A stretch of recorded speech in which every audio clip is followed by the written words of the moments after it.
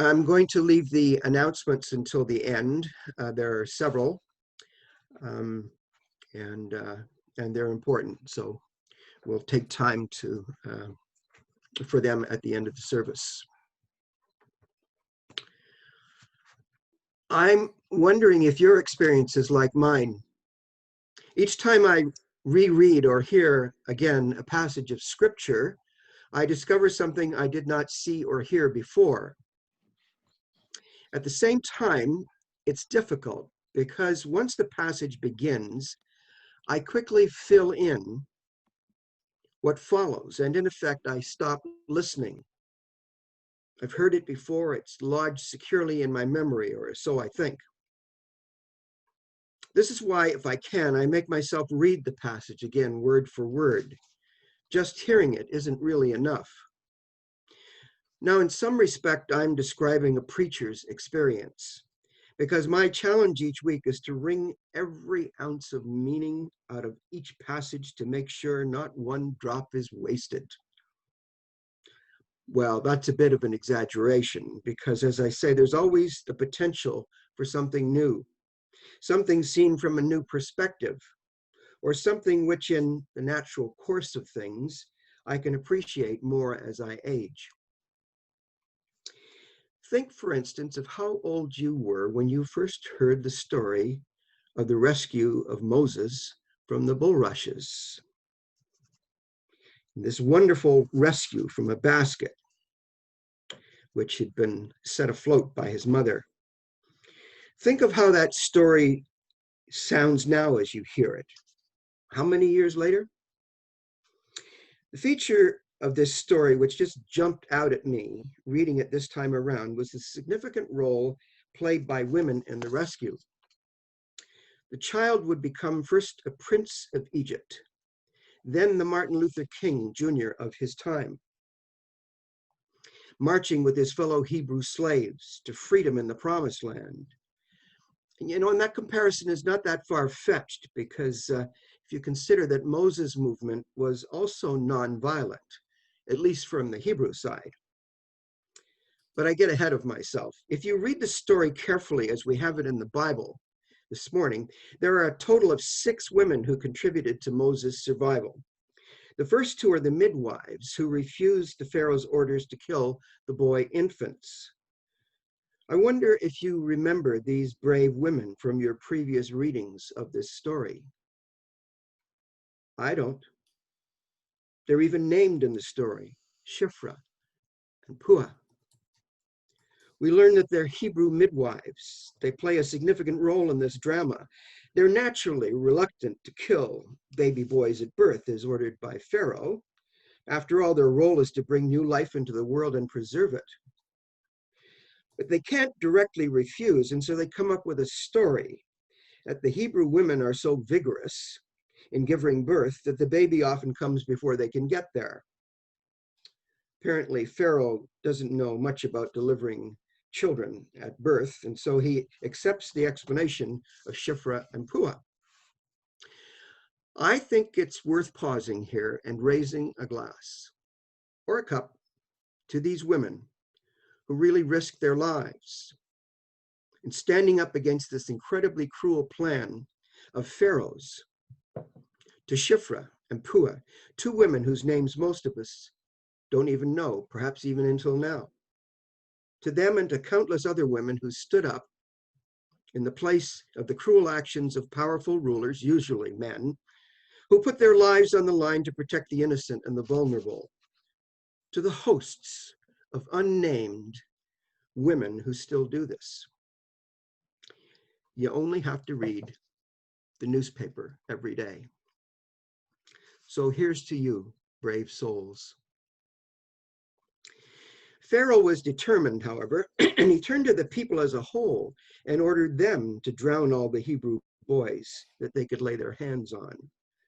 We're not told how successful he was with this strategy, but this story resonates in the back of our minds with another occasion when God turned the tables on another Pharaoh and the people of Egypt. This would be the Pharaoh of Moses' adult years, as he prepared to lead the Hebrews out of Egypt. The 10th plague God brought upon the people of Egypt was the death of all their firstborn. This was to be the final straw in the events that led to the liberation of the Hebrews, led to the birth of the Passover, the symbolic feast which commemorates the exodus of the Hebrews from Egypt under Moses' leadership. So the groundwork for that later story is being laid here in this story of Moses, rescued at birth from the designs of Pharaoh. The story moves on. The next women to take the fore are Moses' mother and his sister. His mother takes the chance that some compassionate woman would find him and save him.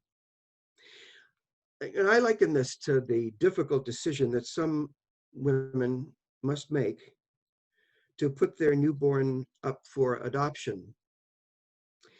I don't think I can put into words how difficult a decision this must be for the mother, but it is done with the belief that the child will have a better chance at a good life with another family. The parallel isn't a perfect one, but it does convey some of the feeling and the thinking that goes into such a decision. In the case of Moses' mother, it was literally a life and death decision. Keeping the child would mean certain death for him. Putting him in a waterproof basket on the river offered a glimmer of hope. She sent her daughter to watch, to see what would happen. Well, the story is filled with wonderful ironies, not the least of which is that this all occurred right under Pharaoh's nose, within his own household. It's also a tale of many conspiracies, and it speaks of a power women have always had to subvert the worst that powerful men can do, like flying under the radar. It's interesting that even Pharaoh's daughter is prepared to find a way to circumvent her father's orders. Once again, it's a risky business. With the help of her maid, she's able to find a way to care for the child. And what an arrangement that turns out to be. Enter once again Moses' sister. Now I'm going to quote from the passage here. Who offers to find a nurse from a Hebrew woman to nurse the child for her and Pharaoh's daughter says to her, yeah, sure, fine, find someone. So the girl went and called the child's mother. Pharaoh's daughter said to her, take this child and nurse it for me, and I will give you your wages. So the woman took the child and nursed it. When the child grew up, she brought him to Pharaoh's daughter, and she took him as her son. She named him Moses because, she said, I drew him out of the water.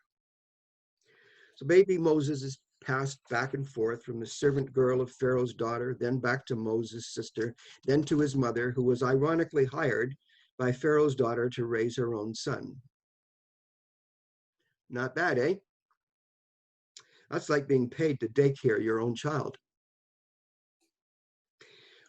Quite a wonderful narrative, quite interesting to stop and contemplate the many levels at which it operates, and particularly the role of women in circumventing a horrible policy.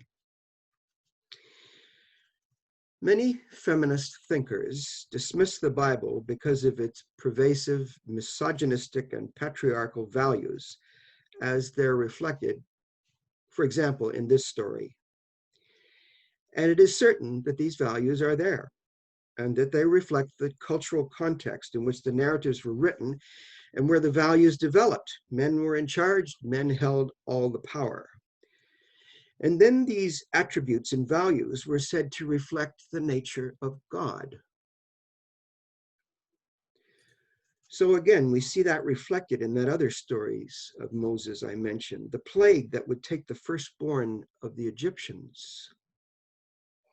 So from a feminist perspective, there's little or nothing in the Bible to support the liberation of women from male patriarchal domination. I'm sure you're familiar with all this, the language. As I say, this is the position of many feminist thinkers, but not all feminist thinkers. Here is one Christian feminist writer. I'm quoting her. The Bible has inspired and continues to inspire countless women to speak out and to struggle against injustice and exploitation and stereotyping.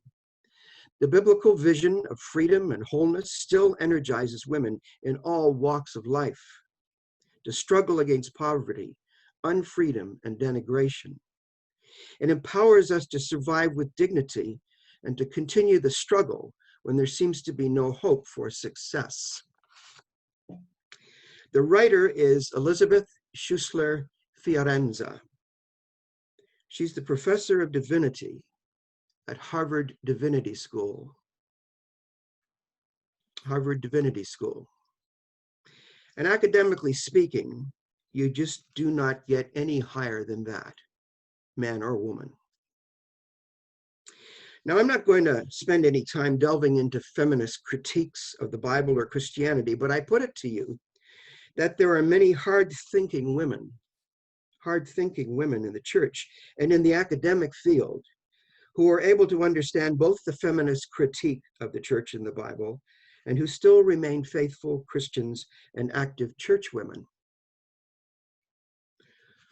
Now, as a quick aside, I have to share with you a mini ha-ha, not aha, but ha-ha. It came right at the end of that last sentence, so let me say it again. There are many hard-thinking women in the church who remain faithful Christians and active church women. When I'd finished typing that sentence, I noticed that the last word, church women, had a double underline in blue. As most of you will know, that means the word processing program is questioning something about what has been written, either our spelling or our grammar. Well, I was curious, thinking it might have been suggesting I needed to put a hyphen between church and women. But no, what it was actually asking me was whether I shouldn't have put a question mark after church women. At first, I thought, no, I don't think my sentence was a question. So checking my wording, no, it was not a question. That only leaves me to ponder whether my word processor is questioning my comment that there are actually Christian women who both appreciate feminist critiques of Christianity and the Bible and yet remain faithful Christians. It is said the devil is in the details, and perhaps you will forgive me if I wonder if the devil wasn't trying to trip me up here. I mean, seriously, naughty word processor, time out for you.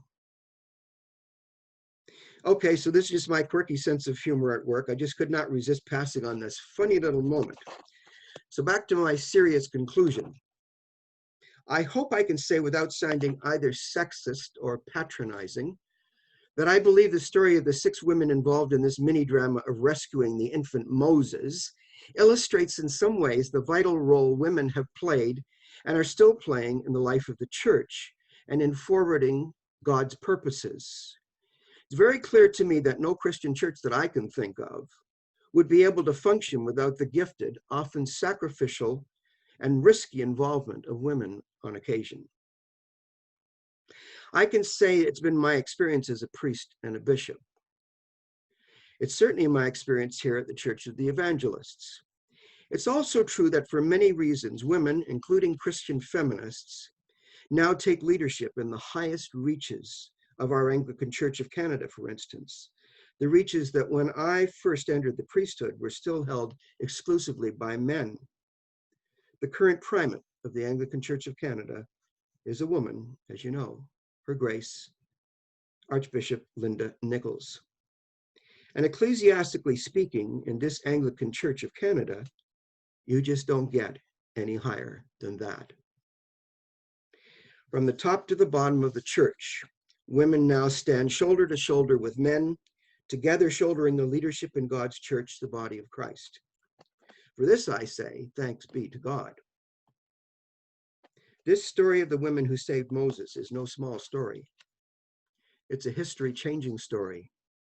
From one perspective, it's about the birth of the nation of Israel. That birth had a long gestation of over 400 years, if I extend the metaphor, going back to its conception in the body of Sarah, the wife of Abraham. And these 6 women together were the midwives who assisted in the delivery at the birth of this nation. It's curious that the only women named in this story are the midwives, Shiphrah and Puah. It's probably sheer coincidence, but it does fit in with my picture of the 6 women who acted as midwives in the sense that I'm using it. Under the leadership of Moses, the nation would take its first steps towards freedom and towards their destiny among the nations. The scriptures bear witness to this destiny, and it culminates, we believe, in Jesus. The role of these 6 women played was no small role. And to that we can all say, thanks be to God. God bless.